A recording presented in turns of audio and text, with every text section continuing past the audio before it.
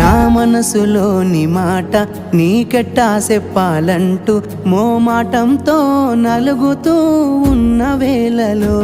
నీ సిగ్గు పాడుగాను సిన్నబోయి బోయి నేను చెప్పేసా దూరమైతావాని మనసులో మాట అమావాస్య చీకట్లోన సందమామలా తెచ్చావే నా బతుకుల దీపాల పండుగ ఓడి అలిసిన నా గుండెకు గెలుపంటే నువ్వేగా ఆ సంబూరాన్నే రాయవోతే పల్లవి మన సంతోషాలే రాసెనే చరణాలవి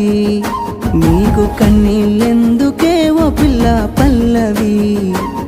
ఈ లచ్చు అయ్య గుండెలో పిరున్నది